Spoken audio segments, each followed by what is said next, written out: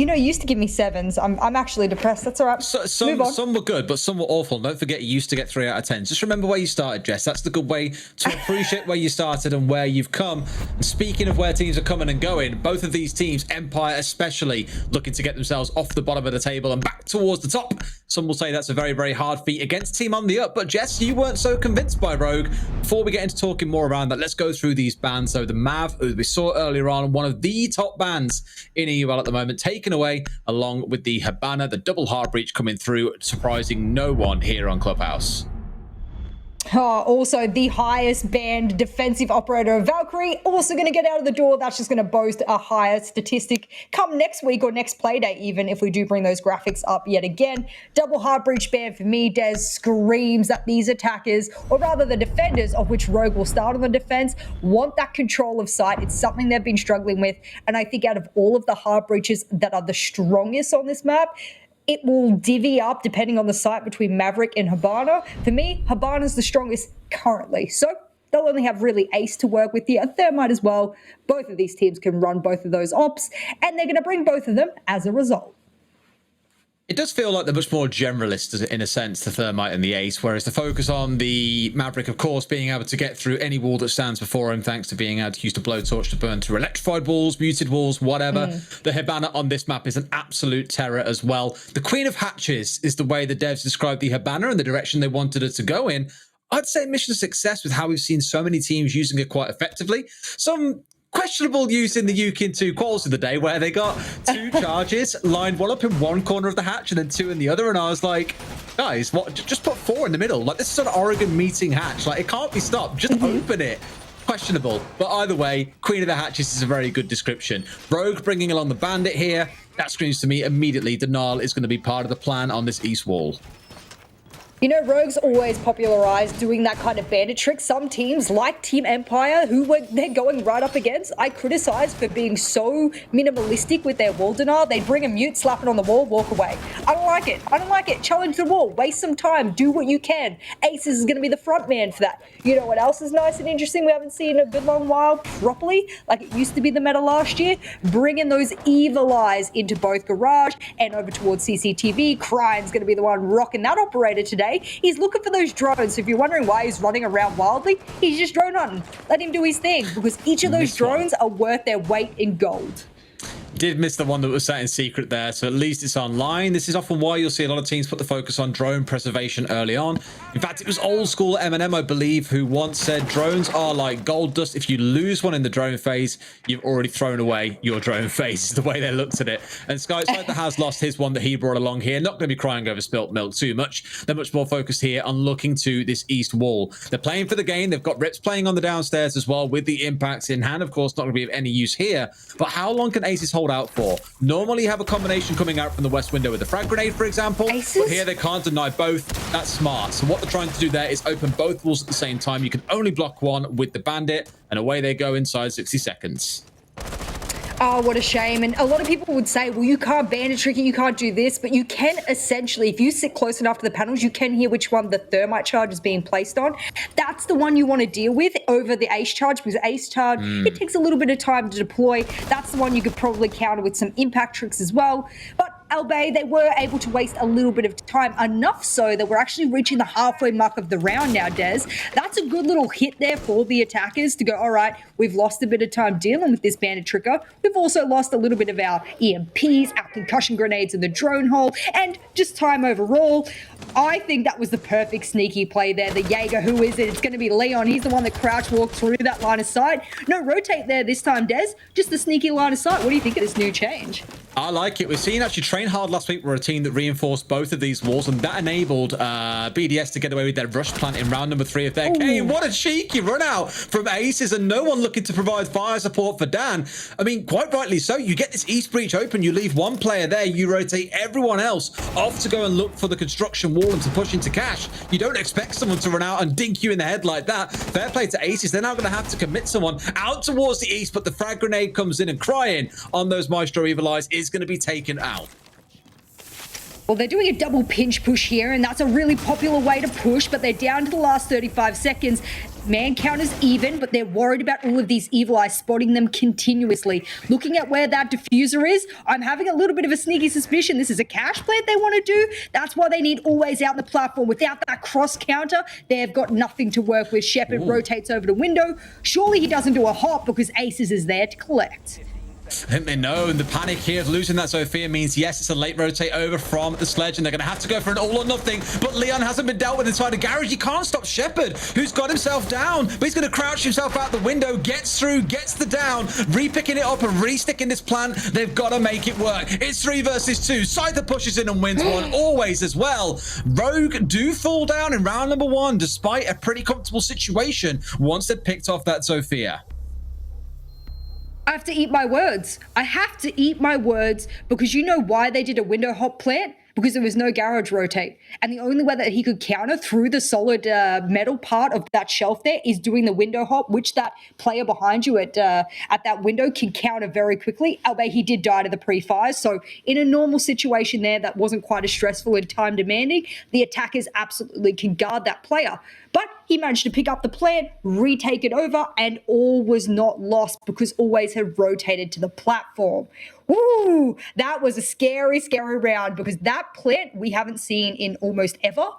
I actually can't think back to a time, and I do notate a lot of the new meta around the plants. Sometimes we see corner plant or platform, sometimes we'll see default bomb chassis. That's a new one. That's one you'll see teams take with them, because if you have con control with that wall open, no one can peek Condor at that point. And it was really smart because of the grenade that came into Cash, killing out Cry and removed any presence inside of Cash. Because let's not forget, if they didn't have Cash control, someone could have easily just peeked through the doorway in there, leant out to the side, gunned down to CC, rounds over. So really, really smart, I think, from Empire to call with 15 seconds to go. Okay, guys, here's the play we're actually going to make. Replay on your screen to the right-hand side now of Ace is saying, yep, I know where he is, going for my dink. There he goes. Saw the rappel, which gives you all the info you need in the world to know that someone is down below. We thought that would have been the big round deciding kill potentially. Turns out absolutely not. Well, that's a good start here for Team Empire. I criticise them as being, in a little bit of a crash course alongside their CIS comrades of VP. They can prove me wrong here today, and I'll be happily proved wrong because, as you call me, a bit of a fence sitter, I'd like to be on one side or the other. I'd like to be confidently able to analyse what these teams will bring to us. So far, it's been a damn good showing, and that's just round number 1. Get 30 seconds into this round, however, and they're going to have to do a top clear. A lot of barricades, splattered all across the map at the moment. This gives the attackers a good indication there is possibly a roam presence, or look at all those silhouettes that are all downstairs for the most part. They're not roaming. They're just delaying them with barricades, and that is an old school tactic. Just pulling them back at this point as well. You had Rip still kind of lurking up on the main stairs. I think he was just coming back down from holding inside of the hallway, trying to catch any early drones that come in. Often what you see for some teams is they will commit quite hard to a roam. Others will just sit at the top of stairs. And I always think of Big Tower and Oregon as the example. The number of times you'll see a Jaeger player just holding halfway up the stairs, daring a drone to peek over, kill the drone, get back to site. Well done. You've removed a critical piece of information with absolutely zero risk to yourself. I think that's what they were going for rather than the extension like you're suggesting or like you said a second ago. But here, a minute and a half in, Empire is still crawling their way around the map and starting to get control of the key areas they need to start thinking about the downstairs. Well, you heard yet another ADS being placed down towards blue. That's going to give a little bit more safety to the Jaeger player of Cryin. He went from a full support player of Maestro last round to the full fragger of Jaeger this round. Flexibility and Rogue, is that going to be the key here today? Possibly. Nevertheless, they are doing a lot of time wasting, a very, very popular tactic, especially last year. You can't really get away with it as much in the new meta, but they're trying so desperately. Watch out. It's going to be the vertical above, and that's a very popular vertical that they should have been aware of, Des. You can't be running around willy-nilly like that. You'll get caught out. And it's such a good pick to make as well. The Sledge, before any of the kitchen floor has been opened up, chances are now they won't even start thinking about going for an execute through the kitchen hatch, because Rips can sit here quite safely in the back of Arsenal and just be like, hey, they can't touch me right now. I'm as cozy as can be. It might mean they now have to rotate over their attack. Think about pushing down main, for example, and maybe Moto. That's where some teams have popularized going through. But you've also got Dan starting to push his way up in blue, which is going to spook Cryin for a second before he regains his confidence, steps back in, ready to hold behind the generator. There is a shotgun poised at the door of Moto entrance as well. That's exactly where the diffuser is going as well. Oh my god, the damage that Aces can do here. He'll give them a couple of warning shots, and that should be enough to them. They'll know he's close. The pre-fires will come out, but nothing will collect, and all of a sudden, it is raining kills. Oh no, if you're a Rogue fan right now, you're worried because Joystick, he's the last alive. A 1v2, no time left, and a little bit of hide and seek means Rogue will take round number 2, and we'll leave the second round here, 1 round apiece in a match that has so far grabbed every single ounce of my attention, because this is going down to the dying seconds. Yeah, it's one of the things that we've criticized a good few teams for over the last few weeks is leaving your executes to the dying seconds. It can always come back to bite you. You leave zero room for error. I'm not sure they were too prepared to come up against the Titan Killer, as what we call it in the UK, thanks to, of course, Demo staring them down as they try and push into... Yeah, I don't know why. He called it the Titan Killer once, and I was like, Demo, why is it the Titan Killer? And he was like, no, it's just like the kind of shotgun that you can hold on the stairs and kill 3 people as they push you. It's the Killer of Titans. I was like, sure. Okay, we'll roll it. And the name is stuck. I think it was it Fluke who put it the other day? She said something like, there's so many Demo-isms that we need to capture, because there've just been so many over the years of things that Demo has said that you kind of think, it's not stupid, but I wouldn't say it. You know what? I don't mind a few outlandish little sayings here and there. I'm still trying to learn a few my own, so I'm more than open to everyone else throwing. What do you mean? Well, like what outlandish sayings? I'm keen to know what comes across as outlandish to you. I mean, to say Titan Killer, I mean, a little outlandish to me. Maybe I thought you were saying you were coming up with your own. I was going to say, come on, then give us a sample, Jess. I said, I don't mind people coming up with it, and I want to rock them myself. Of course, I want to be a bit more flamboyant with the things that I can say and come out with. So I'm learning, I'm listening. Don't worry, all those other casters out there. I'm watching your clips. I'm seeing what's going, what you're putting down. I'm trying to pick it up. Killer's pretty flamboyant. All right, well, there you go. I'll try and take it. It's a very bold name for a game in a tactical game like this. It sounds like it belongs in some crazy, I don't know, game where you get the volcanic eruptor fire pistol or something like that, It's not really a game for, it's not really a name for Siege. You know what? Don't quit your day job of casting or whatever else you do as a CEO or something like that, because don't become a game maker. I would not play whatever game that has in it whatsoever. But what I do want to talk about here is exactly the same implication on the wall happening to Aces yet again. Problem with that is you should have known that would happen. I don't understand why they didn't turn around and go, well, let's try the Kaid instead. Or let's try and double up and have a Kaid do a toss to drone hole at the same time as the bandit trick on right panel. That could have been the best adaptation you could have done to that. And there's no way one EMP could have dealt with them at the same time. You'd need 2, and it would still get both of them at the same time. So lack of adaptation here from Rogue, a little bit, Des, a little bit concerning. You know what else is concerning? The fragger that Empire really wanted to elevate as being their biggest fragger. Think back to the Milan Pro League Finals. This man had the debut of his lifetime. He's coming in strong, getting that entry kill Empire needs, but sometimes entry kills don't translate into round wins. They've got to convert it. Someone say debut, Jess. On his debut? On his debut? Oh, look. Even I forget the context of that now. That's one of us to reminisce on later on, no doubt. But I agree with you as well. The Kai made a pretty big difference for them, but Leon's being a difference maker himself. The problem is... Yeah, sure, the single reinforcements there, you can step across and try and play aggressively, but as soon as you step slightly out of position, you're going to have that cross from inside of CC. That's why some teams double reinforce that wall. It's a 4 versus 2 for Empire, who so far today have started out looking very promising. It's a 2v4. Aces and Corey, both with a C4 in pocket, have got a world to do here to be able to deny this plan coming in. If Aces rotates down, he was in the line of sight of Joystick. Joystick's rotated away, so this could be a good opportunity for him to go underneath, get that C4 pop in, and make a difference. However, there's so many other Empire players who are ready to retake the plant should they need. They now have garage control. I believe, is there any more Ace charges to work with here that they can throw on the wall? No, so he's just going to have to run past. C4 wasted, it's gone. There you go, Des. All of a sudden, they've only got Corey to deal with here. Is he the only one left? No, it's all gone. C4 missed, and all of a sudden now it's just going to have to be the best retake ever, and I know that these 2 Rogue players can make it happen if you can pick Corey up off the ground. The spray comes through. I thought it might connect onto him then as he was stood locked in that res animation, but it didn't quite connect. I agree with you. This has been a bit of a whiff away, I think, by the side of Rogue. They put themselves with all the world to do. They're not going to be able to do it. got to ask, why the early C4? What was wrong with that C4 that normally is such a default one to throw as well? We've seen teams, think about Kendrew last week, for example, getting the 4K in a similar position with previous kind of C4s coming out for early denials onto the planters of G2. Timing is everything in that case. And I'm not saying being in a 2 versus 4, you're expected to clutch it, but you're certainly killing any hope of doing so by burning both C4s incorrectly.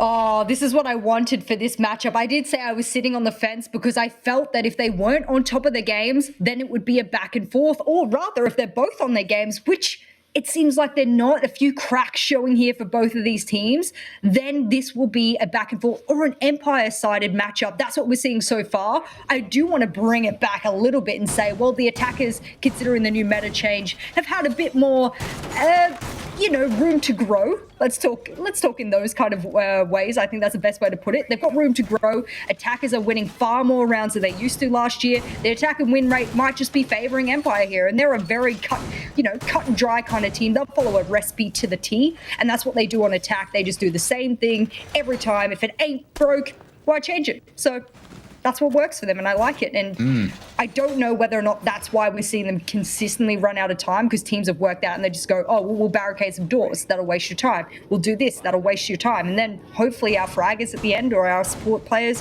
they'll be able to collect you, which is what has worked. Word for Rogue, though, what do you think about all these role changes? Kryan has played Maestro. He's played Jaeger. He's played Legion. Corey's now on the Jaeger. What do you think that's about?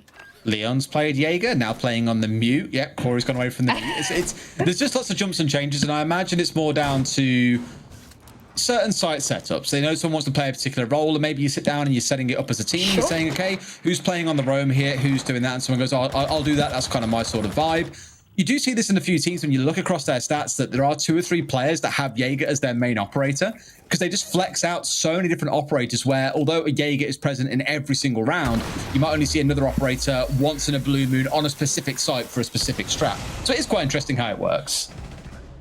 It's also quite interesting that another failed bandit trick, this time not by aces, by rips, will come out on the very, very same wall. Doesn't really matter though, because when you can take out the Zofia and your biggest fragger of the ace, that means you've done huge damage if you're Rogue. I wouldn't be surprised, given that I don't think they've opened up Jacuzzi wall, and if Shepard can't successfully get that open with Scyther by his side, this will be a one-dimensional push. And we know how they've been turning out, Des. They're pretty poor. I was going to say an Australianism there that absolutely isn't broadcast appropriate.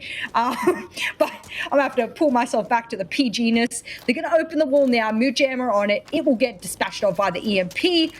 This is the pinch push I was looking for. How well it's going to work now that everyone has to re-rotate, and with Corey standing right on the breach. Jesus. This aggression. Jeez. 2 of them at the breach, ready to say, hello, thank you for opening up our wall. We'll be collecting insurance payments down on the damage that you've caused in the form of your life. And they were hoping for it. But sadly, Empire, or at least sadly for Rogue, Empire a little more conservative, able to back away and keep themselves safe for now. To make sure at the very least it's cleared out of gadgets, they can start thinking about their push in. All 3 of them stacking up on Jacuzzi. I always worry when I see this site, because you've just seen it there for a flash for a second. The C4 player on Snooker that can throw the C4 up through the hatch and get a 2K can be so painful. It can end rounds if you're not careful. C4 did come out, connects onto Always, and Corey gets his second of the round from the main stairs. They're trying to force their way in very one-dimensionally here, and I think Rogue have a good idea. If they give away a 2 versus 5, there are big questions to be asked, because this one should be theirs for the taking. Well, Empire still has a full 30 seconds to work with here. 2 whole drones, but they're not using a single one. They know that time is of the essence, and Ace is perfect little vertical there. He'll kick things off here, Scyther, by taking out the main stairs player. Flash will come in a bathroom, but no one's there. Guess who's there? It's Aces below on the vertical, and all of a sudden, you're a Shepard player. You're just hoping to shepherd all the players in your line of sight one by one. You've got so many to go through, but Kryan, he'll collect his kill over towards logistics. My problem here is, for Empire now, you had both sides opened up, buddy. What happened? Why did you pick the one-dimensional push when everything was there for you to play with? I think when you're having 2 members picked off so early on, it's like, hey, well, we're kind of screwed now. We haven't got our Zofia for removing utility, for example. We haven't got the Ace for the smokes, if you want to try and go for that plant. Something we've seen quite a few teams employ jumping into Gym is that smoke-based plant, but not at all to be here once you've lost those 2 members. And this felt like a very APAC style of play that we've seen a lot and commented on in the last few weeks, where the whole goal is to disrupt early in the round. It's not safe roam and then get back to site. It's committing yourself to bringing down 1 or 2 critical attackers. Even if you lose 1 or 2 of your own, you just remove any ability of the other side to execute with any force, and therefore they just kind of try and limp over the finish line, but just can't quite get there, unfortunately. So I do like from Rogue that they are being willing to get out and be aggressive. The question is, what if they get pinched on the Roman Empire, start controlling that? Does this then go to being a 4-2 half? Well, whatever the half might be, it'll be whichever team is able to collect, I would say, the final couple of rounds here on the first half to then escalate that into a bit of momentum into the second half. I am a little bit worried that the teams are a little reliant on how they fare usually on attack and defense. A lot of people have sort of pointed out recently with the new meta change, okay, what does it look like win rate? I mean, Team Empire on their attack, they win over half of their attacking rounds on this map alone consistently, and they're only slightly less, more likely to win their defensive. I think they've got 47% win rate on their defense compared to a 54% of their attack. So they're a pretty evenly balanced team on this particular map. You go over to Rogue, however, and you go, well, are they better on attack or defense? Well, they are severely underdeveloped in both areas. They are less likely to win both their attacks and defense, and that probably just comes down to the fact that they've lost a lot of games in the past, 8 months. So go figure. It's been a shaky one from Rogue, absolutely. And this kind of represents the, not so much the return to form, but another change in the team that has showed short-term success. We've seen that in the last couple of weeks. Now it's about translating it into long-term consistency, because I think every team has this kind of flash in the pan when they look good. But only 1, 2, maybe 3 teams, I'm thinking G2, BDS, and Na'Vi at this point, show that they can do it consistently. And that's what I really want to see out of Rogue. Is what you tried to employ a couple of weeks ago repeatable? And if so, can we then see that put into action across the whole stage? Absolutely. I'm glad to be seeing the shotgun come back again for Aces. This downstairs aggressive hold that they have, it's not immediate. It sort of builds up, and then once it hits the precipice, that's when this burst of aggression and energy comes out from Rogue. They're trying to play a turtle setup where once the attackers make it close, that's when they just unleash the fury of aggression that we know Rogue really has. I like that. It's a wait and see tactic against a team that does a lot of waiting before they get back to site. Really well thought out by Rogue here. We know that Leon's spoken about it before. They can read their opponents and deal with them appropriately when they have to, and that the new shot calling and IGLing has been working for them. For Empire now, that's their chance to clap back and answer. Do they have what it takes? Because last time they pushed on the bottom floor side, they barely made it work. That's only because Always died super early that I was going to say, does he really want to start challenging vertically? His answer absolutely was yes. And he finds Leon quite early on. 60 seconds left to look towards the execute here. Not tons of time. Empire have shown us a few times over how they're one of the ones that will stall out in the dying 60 seconds or so and leave it with an all or nothing Hail Mary push in the final 20 seconds or so. I really want to see him get moving a little bit sooner here, but it's almost like they want to set up for perfection every single time and trust that nothing goes wrong, that there's no unexpected influence from a member of Rogue in the dying seconds of a round. 5 versus 4 though, the world is their oyster. Well, you can see Aces running past that drone there. It wasn't lit up, so he knows very well no one is watching the flank appropriately, and as a result, he'll get net with that diffuser in hand. This is perfect. You said they wanted perfection going for the attack. No well, this is way. as far from protection as you can get. That's going to be a double for Aces, and they're going to have to go for frags. They don't even bother trying to go for the plant. Surely they know it's not going to be enough, but baiting it out is Joystick, the new perfected support player that Empire's brought into the lineup. Rip says, nah, I'm going to dispatch of you myself, and Corey coming from the other side of a perfect triangulation means that Rogue will take another defensive round. And do I want to say that Aces was the difference maker? Hell yeah, I do. It's the reverse caster curse in a way, where we breathed it into life. I was literally saying before he pushed up main stairs, they always leave it until the dying 10 to 15 seconds, I think 20 seconds is the exact number I said, and rely on no disruption coming through, and Rogue might be the ones who look for it. What do you get? Aces is like, hey, ignore a drone, I'm just going to push up main stairs and bring out the Titan killer and gun down 2 Titans. Finds them both, leaves about 5 seconds on the clock. They have to execute with nothing left, all advantage given away. That was another really good disruptive round coming out of Rogue. And I don't know if that's so much building in to be their play style, but it has been the theme in this first half, consistently getting out in the rounds and trying to disrupt early. They can't do that on CC, so I'm kind of nervous about seeing them go back there. But in other rounds, they've done a really good job of getting up in the face of Empire and not letting them have all the tools required to pull off this perfect execute that Empire always aim for. Well, you can see Aces is back on the Bandit yet again. That is going to scream to me that they will go ahead with that Bandit tricking that they've been desperately trying to get to work. I'm not sure why they're going to keep continuing it, especially since Kaid isn't banned, and it is banned a lot of the times on this map. You could double up if you really want to waste Empire's time and take away from their beautiful strategy of the double hard breach on the wall with an EMP, then, I mean, you might be able to work with it, but they're not adapting. And beautiful little replay here to just come up main stairs. I mean, that's just crazy. Look at it. It's like a dog just like, rah, rah, rah. Watch it when it starts firing. It just goes crazy. Your screen doesn't even stay still anymore. It's brilliant. He would have got that 3K there had he have had more ammunition to work with as well. So that's something to sort of picture as something could have been an even crazier clip, but that's all right. We've got a crazy clip to begin with. That's all that matters. And this is exactly what I'm talking about. Empire, they'll deal with this exactly the same way they did last time. A concussion in the drone hole, a Selma on the left, an exothermic on the right, and an Aces who seemingly won't be able to do much because he has 2 whole panels and can only hit one with with a bandit charge at once. So that's why he'll place down. Bait it out means that surely they can destroy that one. Aces picks it up in time, but he's out of time, and well, that's like a nasty little bit of deja vu there because they knew it wouldn't work and they still tried it. They do keep on trying with this. This is reminds me of very old school style, taking this one with the Zofia, popping the concussion through the drone hole. We've seen teams go as wild as sticking like a clash in the doorway, as well as having it reinforced and a shield on the other side to stop the interruption coming out of a Zofia. It's always interesting to see that kind of get brought back to life. Well, Cryon will be lurking over towards that billiards table. He wants to try and peek over to anyone that's holding nearby. Joystick will be the one, and he'll aptly drone him out. This should be a freebie. If he gets the fire in first, he should be able to capitalize on a player very quickly. Cat and mouse means he'll only take Cryon down to about 30 HP, but that's Joystick's job. Once he has platform open, you will see him spend a minute and a half outside lobby double doors so that he can counter the C4s underneath and make sure that no one tries to wrap around over to, some of those runouts towards garage wall where people are trying to enter right now. Again, more aggression on the entry coming out of Rogue. This time does come back to bite them. Side they're picking up Aces, but it's the constant challenger. Every turn they try and step into, there's someone there ready to greet them. Leon still holding aggressively. Another grenade in hand from Always. I think they're looking to the wrong spot here. They still think that he's on the long, and they're incorrect as he's managed to get his way back in towards the window wall. And in fact, I like this slight pause they've had come out here. They've held onto the frag grenade. They've got a drone coming up. Leon, though, is going to find the down onto Scyther. It is the Thatcher. It's not the end of the world, but now more time is being wasted. 45 seconds remain, and they don't have control of Garage.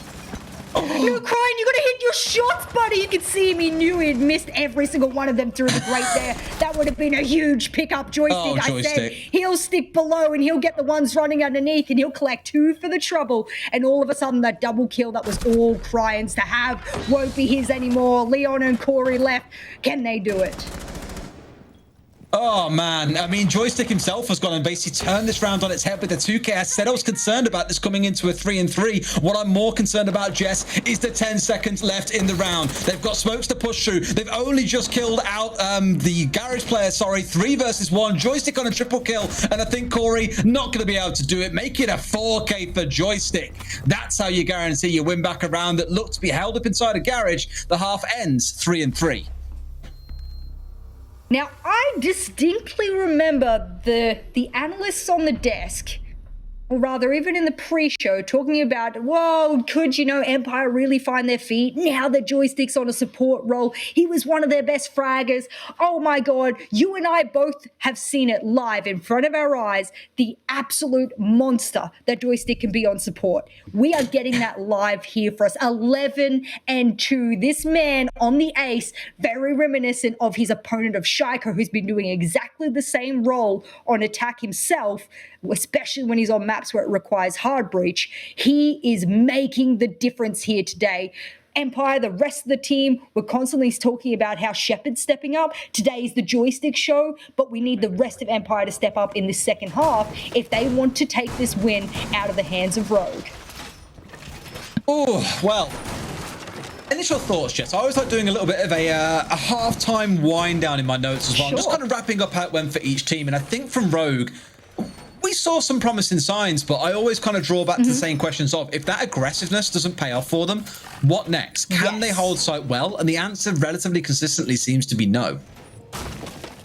It's hard for me to analyze it because I do put a lot of stock in the methodical approach that Team Empire takes to their attacks. And sometimes that can work really good against aggressive teams because you can catch them out by having that one rotate cut player, aka joystick. I'm not saying he was fed a lot of his kills, but what I will say is he's put in a position to cut a lot of those aggressive rotates that Rogue have been employing. So that doesn't surprise me. Overall, I think it was a better half for Empire, even though the score doesn't dictate that. And does draw the question of now, who do you think will take it in the second half? Got to ask. Rogue are going to have to look clean like they did in their last play day against Team Empire here because they're putting some stops down. You can see those Kaig or Electric Claws over to stop any part of those panels in Garage being opened up.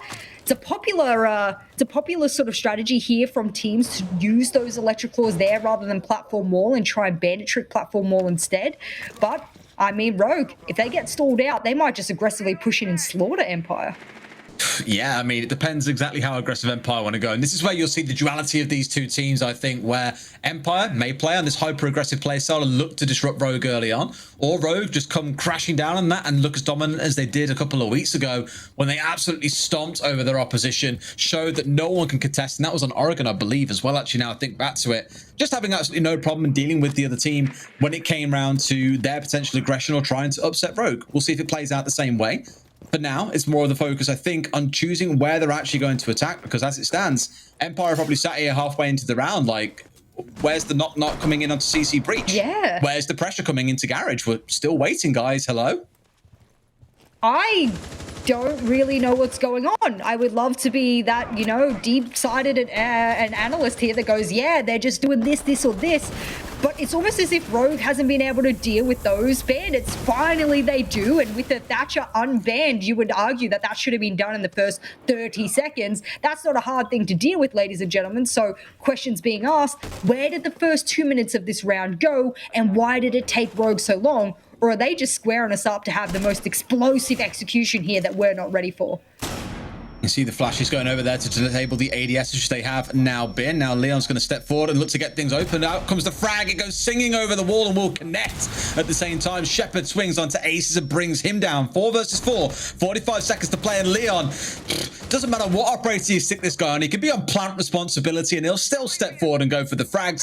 Finds one through the west window into CC. Corey getting rid of the Malusi Banshee just off to the right-hand side, I think, and now looking for the step forward. First smoke comes out from Joystick, and there are 25 seconds left to play. This to me makes me worried. Time is not going to be on the side of Rogue, and now's the time to go for it. Leon is in. C4 comes out. Great dip out by Leon. Now going to go a little bit deeper and try and stick the plan. Wow. This could be perfection coming out here from Leon. An excellent supportive play, and he will be able to stick this one out. Empire cannot respond. Plant is down. Rogue scatter for the hills. They've got all the control they need here, and even Rips is ready for the run out. 4 versus 3, Jess. I don't see him losing this. Geez Louise, what a brilliant plant and a replacement there from Leon. That round will come down to Leon on their own if they do manage to win this. Scyther, he's just going to stand in the middle of the room. Please peek me. And yes, they do. He'll get one for the piece. It's all up to Scyther, who's got the perfect weapon to deal with Beautiful. this, but so does Cryan. He'll stand very long range with his ACOG and absolutely dispatch of Scyther as he attempts to make the impossible possible. But for me, that round was all on the back of Leon. He was planting default backwards against the breach. He heard the C4 come. He baited out. He got off the plant perfect. Had he have kept planting there, they would have been able to shoot his back from the line of sight and garage platform. But you know what he did? He replaced himself over towards concrete pillar on right, and that meant that he couldn't get shot from anywhere, especially where the smoke was attempting to play passively on red. That's just, it's like minute details like this that get me absolutely riled up about a round that could have been lost due to mere milliseconds of an objective plan.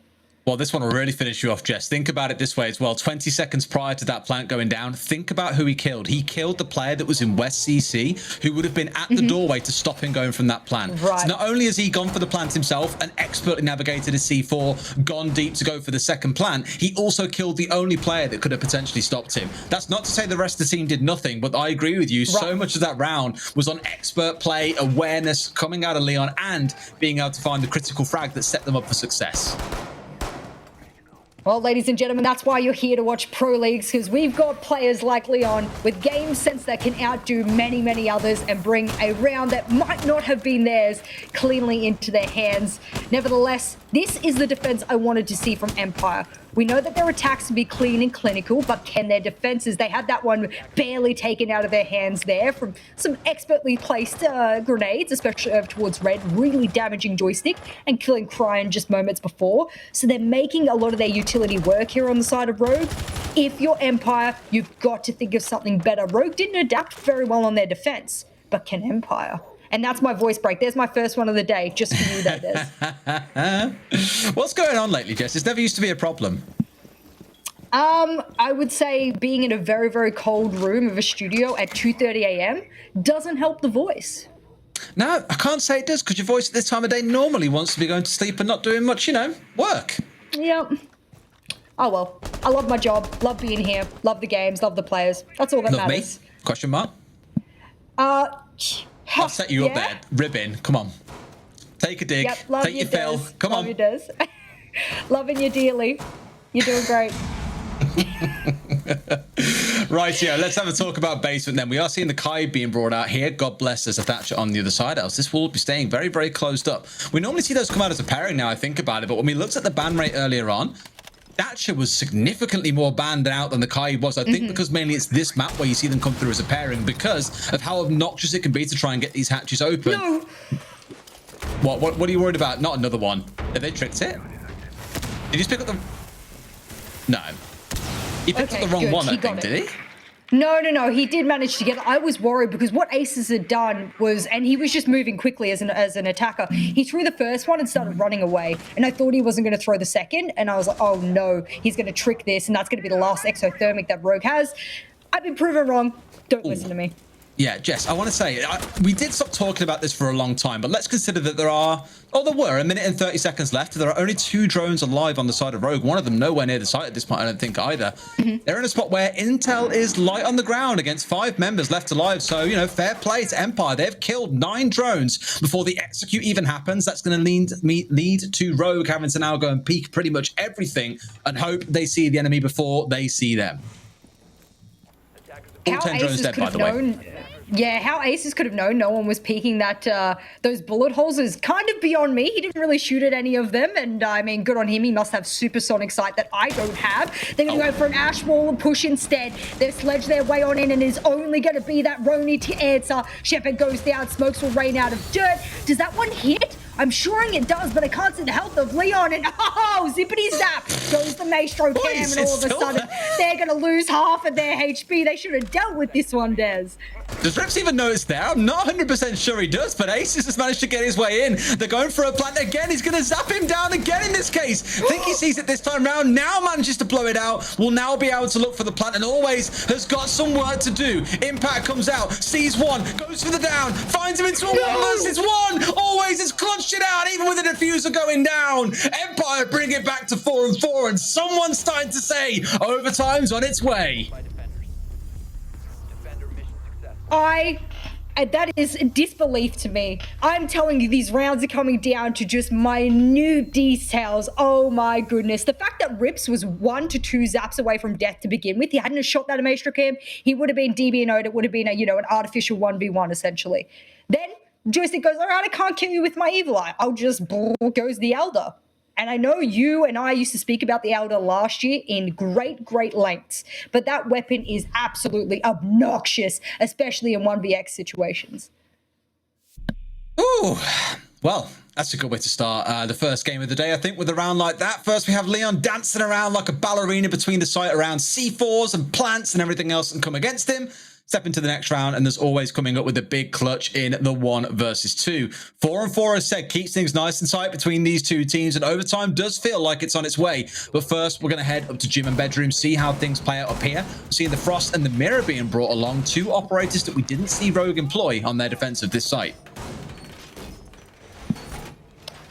I'm glad to see the Frost come out as well. I don't know. I've been criticizing a lot of teams for going away from the whole castle meta that this particular site has warranted for years upon years, especially after its remake. I don't want to say that it's wrong not to bring the castle. I just think that an Aruni instead of it is not the play. Look at this. How many zaps? Okay, actually, it would have taken 3 more zaps. So technically, he probably wouldn't have had enough time to DBNO him in that particular state. That impact, had that have been a little bit closer, would have connected as well. So I do think that the way that always played this, and I want to say joystick because I can remember ACS joystick on the side of Empire for so long in the past stage. So that's really what's been clicking on my mind with him. But always, that's a nice 1vx to add to the books. Whew, I mean, you take those. Aces apparently doesn't take those kills in that spot when he had 2-3 chances, I think, to kill. Like, he didn't go down to him as well. He was still up. I think the Maestro got him down to about half HP, dipped through the rotate, down the planter, and then turned around and still killed Aces. And I was like, oh no, that's just happened, hasn't it? Unlucky Aces. Sometimes you gotta win those. Well, my problem now is, do they have what it takes to do what I am considering to now be the default meta hold here for Jim? I have seen so many teams do it this way. If Mirror's not banned, they'll start slapping a mirror on that particular wall. What I don't understand is why people don't just open up the hatch, flash it, and then toss a grenade into spot. Like, it doesn't, I feel like it doesn't take too much of a utility usage to rid that position, which is a power position. Trouble is, maybe a lot of the utility is going towards cash to begin with, and that's why you're seeing Rogue focus on it. They need that line of sight. Diffuser is over there, and Corey will get peeked from construction or one of the windows as he has a deep fire repel over towards garage. I like the angle. It does work well, and you can cash people on the rotate. My problem is, half the round gone, and they're still trying to get cash control. They are, yes. A good extended hold coming out from Empire. But now that 90 seconds is gone, this is where I start asking the question of, okay, can you now get back to site safely? Or are you really committing to trying to find some kills here? And it feels like for Dan, at the very least, kills is the answer. He's even peeking down through lounge in towards garage, still held at the top of red, though. If he dies here and you've wasted 2 minutes, I'd still say that's definitely not a bad outcome. Joystick finds Crying somehow with a shotgun, and he has the right idea. But Aces must see the pixel first. That's the sad part about being that close to the corner, is sometimes they see you first. 2 kills have flown the way of Rogue, mind you, to bring this back, despite Crying going down early on. So 2 minutes in to be 2-1. Not the end of the world for Empire, but still also not excellent, I'd say, coming out for Rogue, because you've now lost those frags. I will say, if Empire can get the next frag, things do look pretty good for them. They've still got 2 C4s to work with here. Scyther, well, he's been making things work in his own right, and they've given up that mirror over towards logistics. Shepard is backed all the way on up. I don't think that's the play, because unfortunately you give a lot of control over towards a Rogue, and Aces, he'll take the head cleanly off the shoulders of Always, who just clutched the previous round. Nice attempted little flick there at the very end on Shepard as well, but he has backed away. Now there's a bit of a scrap going on for the hallway, it seems, playing on the other side of the mirror window. Not used to seeing that one too much from defenders, but at this point, it's trying to stay alive. Shepard's got a C4. There's 15 seconds on the clock. C4 goes up, but sadly, there's no plant going down there. It's next to the bed at the south side of the room. Rogue manages to stick the plant as Rips walks his way into a frost mat. So many pros. That used to be a meme, but now it's happening at least once a week. It's crazy what happens when an operator gets picked more and teams still aren't fully aware. So let's see what Shepard can do, though, trying to push his way back up main stairs, but with 25 seconds or so to go, 20 if you include, well, the diffuse time as well, I don't see him bringing down 4 members. That would put Rogue ever so slightly in the lead at 5-4. We'll see how it plays out from here. Geez, threading the needle with the Vector there onto the head of Leon, who just stuck his face a little bit too far out Condor. He's got no time left. A 1v3, 7-second defuse, and Aces. Good headshot ratio for the round. That's going to boost his stats exponentially. Good clinical round there from Rogue. If I'm Empire, I'm looking as to what Rogue did that round, and then I'm putting that into my own gameplay. Because unfortunately for Empire, they stuffed up their gym push. Rogue didn't. And that's the difference here between who might walk away with a win and who might walk away with a loss, because these rounds have been back and forth, back and forth. Mind you, we've got overtime points now as well. And considering Empire are at the bottom of the leaderboard, they will honestly take any points they can get at the current. And oh no, Joystick. Oh, buddy. Oh, pal, you're trying. Are your shoulders hurting? Maybe his coach can give him a massage after this game, because that is a lot of carrying. Yeah, I mean, I look back at the push from previous and think about how it played out. Like, there is clearly some inspiration here, or at least, you know, ideals being realized across both teams here, that the road towards CC is the play on gym and bedroom. The problem is that Rogue executed it with a bit more aggression, caught 2 members out from Empire, and then pulled back to site. Empire found the opening kill, but by then had already been caught in the pincer by Rogue, where if they tried to back to site, they were going to get caught out in garage, they'd be caught out in construction. They had no choice really but for 2 members to stay and fight to the death, and unfortunately for them, it was truly to the death, losing those 2 members. So well played by Rogue, I guess, to catch out those members and isolate them. Kind of formed in that little grip onto those members that were trying to push out a little more aggressively. And then it was a simpler case of executing with superior numbers. Let's see how it steps up though into round number 10. CC going to be the site that we step back to once more. So it is back in round number 7, where we quoted Leon to be absolutely massive. Let's see how Empire can adapt.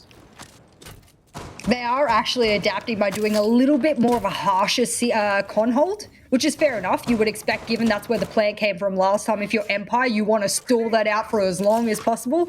My biggest takeaway here for the attackers, and why the attacking win rate might look a little bit more comfortable for the viewers here today, is that there's no Thatcher ban. So you're working with an operator that I quoted at the beginning in the pregame, being one of the most banned operators in all of EUL, and also one of the strongest when it comes to getting the walls open, when it comes to getting map control very quickly and efficiently. Thatcher's going to be your guy for that. They've got that to work with. Aces has been doing a beautiful job of it, hasn't really slipped up with it almost at all. And of course, on the flip side, you get Empire rocking it as well. I think it has allowed them to open up walls in record time, and that's what's going to keep this going here for Rogue, as they're attempting now to deal with this Kai Claw trick over towards Garage. I mean, last time round always was just there sticking it on there constantly, like, come on guys, you're gonna push.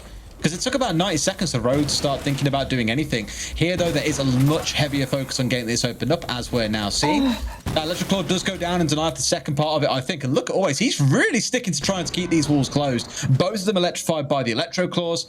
Interestingly, no Bandit, which is what we saw Rogue coming out with here to help protect the CC wall. That has been opened up, and Corey's even found a kill onto Joystick, who was playing just inside of red and not being too mindful of the drone hole. Oh no, that means that there's only one more plant denial operator left. That's Always with the C4, and he's over towards Garage. That's not going to be an area he survives for too long at all. Once Garage control is taken, you would expect that Always has died in the process of keeping that in their position for as long as possible. That means the only plant denial you've got is the zippy zaps of the Evil Eye, and that's really not enough when it comes to it. Good Kaid claw tricking there. I liked it. Problem is that what they've done is that they need to get rid of it, because they haven't opened up a walk hole here for the players to come in underneath, and that's why Rogue is stalling. I mean, you say the zippy zap isn't enough, and then it always goes, sorry, Jess, did you forget round number 8? And we look back at how that played out. Okay, you got a down. He didn't win the round off the back of the zippy zap, but it did save enough time for him to go and make the big clutch that he did in the dying seconds of a round. We'll see, though. I agree with you. It isn't really going to be enough for them. Maybe this helps out, though, bringing down Leon with a strike back coming out from Scyther, given how effective Leon was in the last execute on this site. Rogue haven't been able to get that underneath pressure from Garage that they wanted, so that means a rotate will be called. You can see them scrambling to try and make sense of the last 17 seconds of this round. For Empire, this is everything they needed and more, but oh no, Aces jumping into comm window. Scyther, top red man, he'll make it work. That's a double and a triple, but Corey, he'll answer back with his own. And when you come zooming in on the site, guess who's waiting there? It's the Elder yet again. A fierce operator here for the side of Empire, and it doesn't seem to matter whose hands wielding it. They make it work. That came all down, and we keep talking about the difference makers for both of these teams came down to that one Electric Claw trick over towards Garage in Always. That's what that came down to, and if you want to argue with me, well then good luck, because that Selma only went off once in bottom Garage, and that is the only reason they gave up on taking Garage. A lot of that came down to Scyther as well, being in red, taking the place of the fallen comrade and Joystick. 3 kills coming through from that one powerful position. What more can be said? The scary thing is that pulls us up at 5 apiece, and Rogue, I think, here is saying, right, we don't want to take this to overtime. 100% do not. That being said, I think Rogue were the ones who picked the map, so they also get to pick which side they start on overtime. So I guess the only issue there is, with it being 3 and 3, does it really matter who starts overtime at that point? You both taking 3 rounds on either half? Not really. I'm so glad that this match has been close because I think a lot of people thought after Rogue's one really dominant win last week that for all of a sudden that they're just going to have all of their worries vanish and they'll go back to being the Rogue of Stage 1 last year. I really wanted to be critical and be a little bit, gain a bit more evidence of Rogue being that dominant team yet again. Today, I'm a little bit, questioning. Are they back on track? Or is Empire back on track as well? And that's why we're seeing this back and forth. I'm going to argue no, because when you've got a top-heavy leaderboard like this, that will say that there's some little bits of the puzzle missing here for Empire, and same on the side of Rogue. This sounds maybe a bit harsh to say, but the best way, and I've been coming up with a lot of words to describe teams, and a lack of identity has been one of them. For Rogue, I wouldn't even use that word. I think shallow is probably how I'd describe the team. And it sounds kind of like everyone kind of hears the word shallow and goes, whoa, that's quite a harsh way to describe someone or a team or whatever you want to call it. But I just think that there's not a lot of depth to them in the sense of, look at the defensive rounds that went their way. It was when they were out on the roam and getting early kills onto Empire and disrupting Empire that things went well for them. You look back to their victory on Oregon, for example. It was down to one or two players just completely out-fragging the opposition. I always think back to Ace's 4K and Supply, for example. That wasn't like a superior team played together. It was one player popping off and making things happen. So the question mark always stands in. What if one player doesn't shine? What are you left with then? I'm so sad he didn't get this 4K, by the way. Yeah, I was really, hanging for it as he comes swinging around. I thought, God, they're lining up. This is all yours. I know, and I believe it's Medics on the camera today here observing. Shout out to Medics, who does a very, very valiant job every single week for us. If you can get that first-person view of that Evil Eye when Always jumps on it, I will love you forever, because I think it will show the single line peak from between that little boiler all the way up to that stairs. Exactly. Thank you very much. And that's one I haven't seen before. Maybe it's been featured in other regions, but that's one that can become really critical for a team. And we have shown how this particular operator has been critical for Empire and their defenses. I like it. I'm going to steal it for myself because it's a great one if it is exactly what I'm thinking it is. I just love seeing that Maestro Evil Eye back in the same spot again and start asking questions of, is it going to work out for them here? Will it be dealt with much earlier on by Rogue? You'd sure damn well hope so.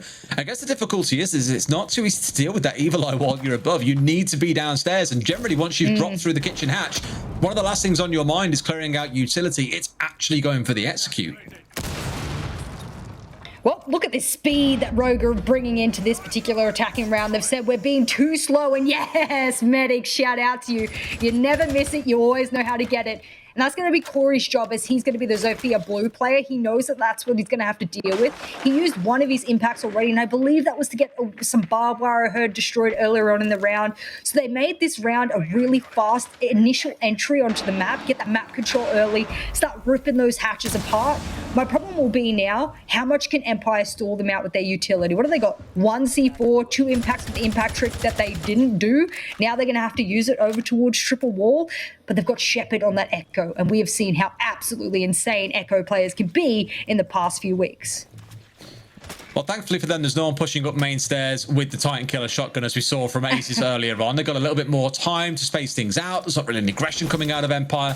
They're just sitting back and saying, you guys want to come at us? You guys can come for us. Otherwise, our focus is going to be on trying to remove these players to play quite safely behind the black box. Look at them both just kind of sat on top of each other here. The two utility operators saying, please no, everywhere we feel so fragile from, let's not let them anywhere near us. But Cryon has dropped into Moto. They're trying to force the player out of blue in this case, and then start thinking about the ones near the black box on the left. But the Maestro and the Echo together could waste a hell of a lot of time.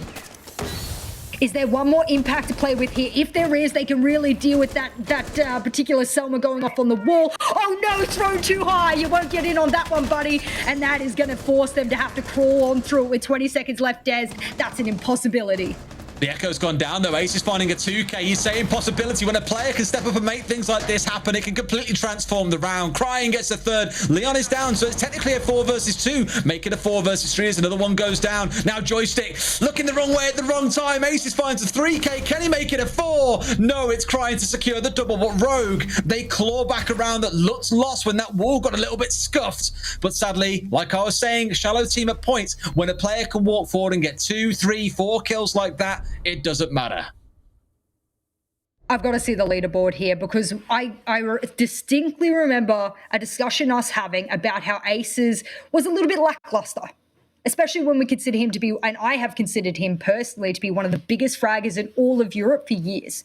For years and years, I have said Aces is one of the most destructive, aggressive players, mixed with a brilliant amount of game sets. 14-8, well, yeah, he's doing the heavy lifting, but not by too much. The rest of Rogue is also stepping up. You said that when something gets scuffed, you need a team, or rather you need players who could step up and make moves to recollect the round and walk away with a win. Aces was that person this particular round. I'm loving that Rogue, even though they meet a huge obstacle to their attack, they're still able to collect it, and Empire go, there's no way they should have won that round. They had no entry point. We got the diffuser down. We had everything in our way, and we just lose gunfights. It's such a simple way to throw it down to, but that's what it's turning into now.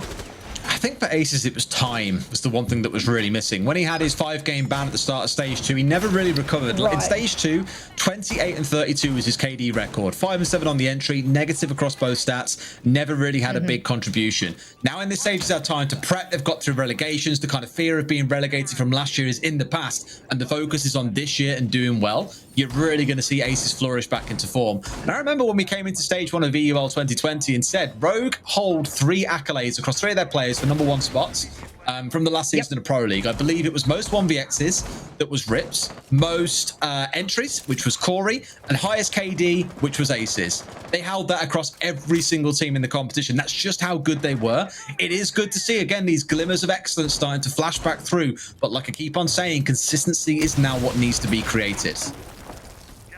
Well, if you just spotted the player cam there for Leon, he has been one of the big shot callers in IGLs for the side of Rogue. I know they've been speaking about, Ace is doing a bit of the shot calling as well. There's a lot of leaders inside of Rogue, but I know for a fact that Leon has spoken about how he's trying to help better lead his team, bring the IGLing, and that's why you saw him early on in that round, getting all of those words out. Where do we need to be? What do we need to do, Leon? Talk us through it, because we'll get it done, and get it done they've been doing. The last round, they got in speedy. They made those hatches get absolutely torn apart in record time.